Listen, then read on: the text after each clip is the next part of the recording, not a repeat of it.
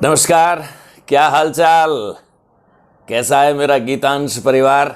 और मैं उम्मीद करता हूं कि सफलता के एक एक सोपान पर पहुंच करके मेरा हर युवा साथी अब यह तय कर चुका होगा कि जिंदगी में सफलता हासिल करने से दुनिया की कोई ताकत अब उन्हें रोक नहीं पाएगी।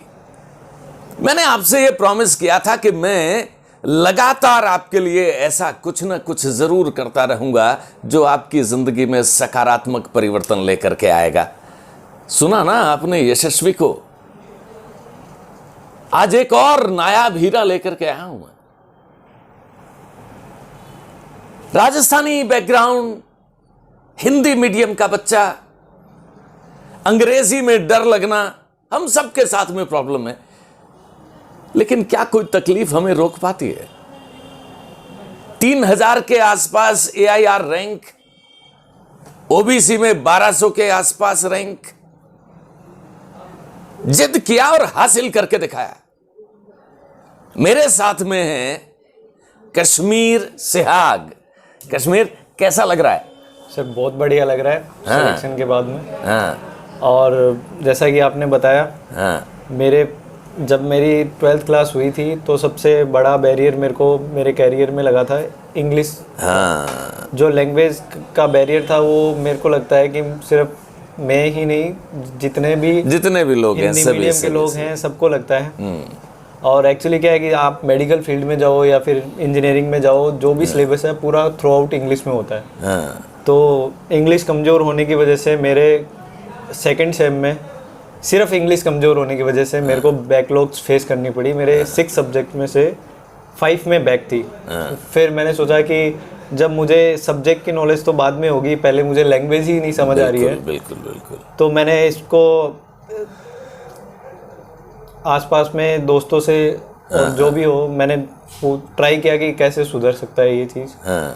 तो फिर मैंने इंग्लिश मूवीज़, हिंदी मूवीज़ देखना बंद कर दिया, इंग्लिश मूवीज़ स्टार्ट कर दी, इंग्लिश सीरीज़ देखना शुरू कर दिया, इंग्लिश का कंटेंट पढ़ने लग गया, बुक्स पढ़ने लग गया।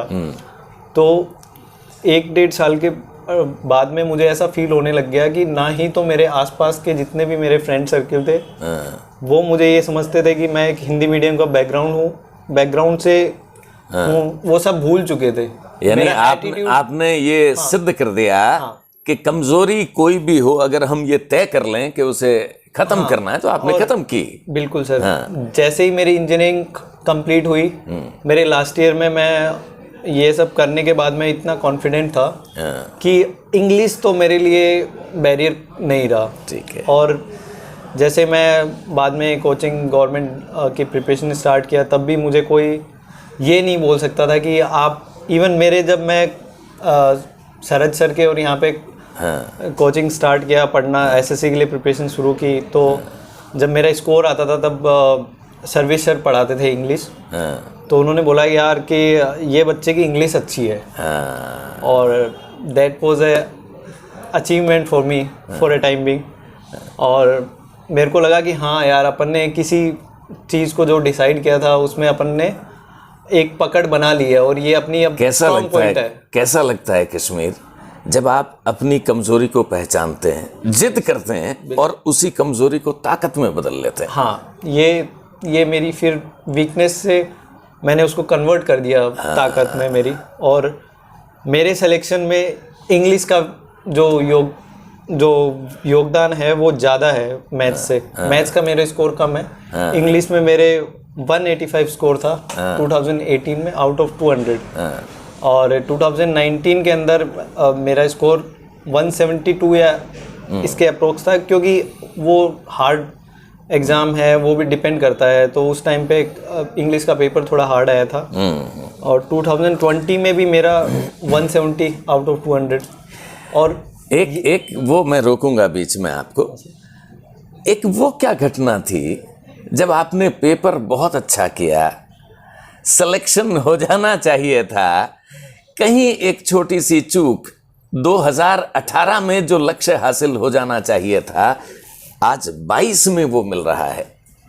हाँ सर, वो 2018 में मुझे एसएससी की जो टॉप मोस्ट पेड जॉब है 4800 गेट पे में, वो मुझे मिल जाती, बट मैंने डिस्क्रिप्टिव जो एग्ज़ाम होता है टीयर 3 का जो रिटन एग्ज़ाम होता है उसमें मैंने एक साइन का कॉलम मैंने मिस कर दिया।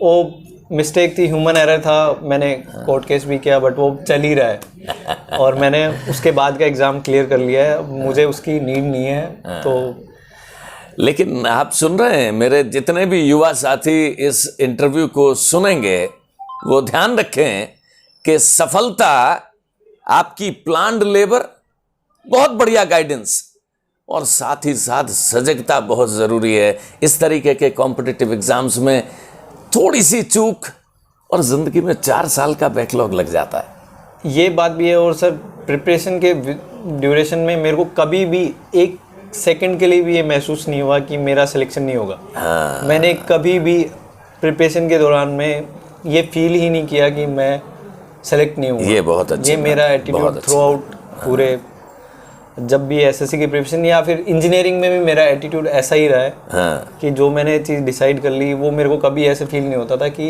ये मुझसे नहीं हो पाएगा ये काम। ये है निर्विकल्प संकल्प।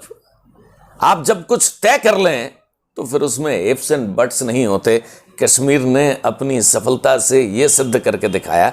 कश्मीर निश्चित तौर पर इंजीनियरिंग बैकग्राउंड से आना, फिर एसएससी की प्रिपरेशन करना, टीचर्स का कंट्रीब्यूशन तो शानदार रहा होगा। बिल्कुल रहा है सर। टीचर्स की गाइडेंस ही बहुत ज़रूरी होती है कि आपको पढ़ना क्या है, कैसे पढ़ना है और अपने आप को उस माहौल में कैसे ढालना है, क्योंकि डिस्ट्रैक्शंस बहुत होते हैं लाइफ में। बहुत क्योंकि अब क्या है कि सबसे बड़ा डिस्ट्रैक्शन कैरियर ही होता है। कैरियर क्या चूज़ करें, लोग अपनी लाइफ के 4 to 5 ईयर्स तो इसी में लगा देते हैं ये डिसाइड करने में कि मुझे करना क्या है। और मेरे लिए अच्छी ये चीज़ थी कि मैं डिसाइड करने में मेरा क्लियर रहता है कि ये काम करना है और यही करना है, देन फिर कोई दूसरा काम करना है। तो अब जो आपको सिलेक्शन मिला है 2022 में, यस सर, तो वो डेजिग्नेशन अभी आपका क्या होगा? 2022 में मेरे को 2020 के एग्ज़ाम का जो है वो है सिलेक्शन। वो मेरे को प्रिवेंटिव ऑफिसर मिला है और कस्टम्स के अंडर आती है ये पोस्ट। और इसके बारे में मैंने एक्चुअली में क्या होता है कि एक जब प्रिपरेशन कर रहे होते हो तब आपको यूँ फील होता है कि यार लाइफ में कुछ हो नहीं रहा होता है। और एसएससी के लिए तो आपको पेशेंस बहुत ज़्यादा चाहिए, क्योंकि ये वो एग्ज़ाम है जो आपको 2 to 3 ईयर्स तो प्रोसेस में ही लग जाता है। बिल्कुल। तो जब भी मैं मायूस सा कुछ अब लो फील करता था तो मैं हमेशा ये देखता था कि मुझे बनना क्या है। तो मैं फील करता था उस चीज़ को, उस वर्दी को फील करता था। अब जब आप बने तो पेरेंट्स कैसा महसूस कर रहे हैं? सर पेरेंट्स सब बहुत खुश हैं। सब एक जो मेरे 18 का जो मैंने किस्सा बताया उससे सब दुखी थे एक टाइम पे कि बच्चे के साथ लक नहीं साथ दे रही है। फिर 19 में भी मैं पॉइंट मार्क्स से रहा और फिर 20 में जब मेरा हुआ ना तो फाइनली मम्मी और पापा तो रिजल्ट के टाइम पे साथ में बैठे थे और वो इतने खुश हैं कि अब ऐसा लगता है कि ज़िंदगी में एक बच्चा अपने पेरेंट्स को जो खुशी देता है वो बहुमूल्य होती है। और ये आपका तोहफा था आपके पेरेंट्स के लिए। और इस सफलता में जितनी आपकी मेहनत जिम्मेदार है उतना ही आपके पेरेंट्स और आपके टीचर्स का आशीर्वाद भी। ये थे कश्मीर हमारे साथ। बहुत लंबी बात भी हम कर सकते थे, लेकिन मुख्य मुद्दा सिर्फ ये बताना था कि ऐसा कश्मीर हमारे हर घर में चाहिए। हमें जिद करे, अपनी कमज़ोरी को अपनी विशेषता बनाए, ताकत बनाए। और जो खुशी ये बच्चे अपने पेरेंट्स को दे रहे हैं वो अगले आप बने। मेहनत करिए, पेरेंट्स की सेवा करिए, उनका कहा मानिए, टीचर्स का सम्मान करिए और जब तक लक्ष्य हासिल न हो जाए डटे रहिए। पूरे अलायंस परिवार, गीतांश परिवार, आपके सारे पुराने टीचर्स, उन सब का मन आपने प्रसन्न किया कश्मीर।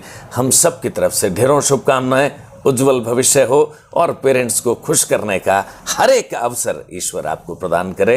ये गीतांश के इस पटल से आपके लिए शुभकामनाएं। धन्यवाद सर। और मैं भी आपका आशीर्वाद हमेशा पेरेंट्स का और टीचर्स का यही होता है कि मेरा ये मानना है कि उनको आप वो जो फील करते हैं उसको, उस फीलिंग को लेके आप अपने जीवन में लेके चलो। उनको अच्छा फील करवाने में जो फीलिंग होती है पेरेंट्स को, उनको वो ग्रेटिट्यूड वाली जो चीज़ होती है, उनको प्राउड वाली फील है, उसमें बहुत अच्छा लगता है वो चीज़ें देख के। लाइक कि चलिए, हमारी शुभकामनाएं और मिलते हैं दोबारा ऐसी ही एक और शानदार प्रतिभा के साथ।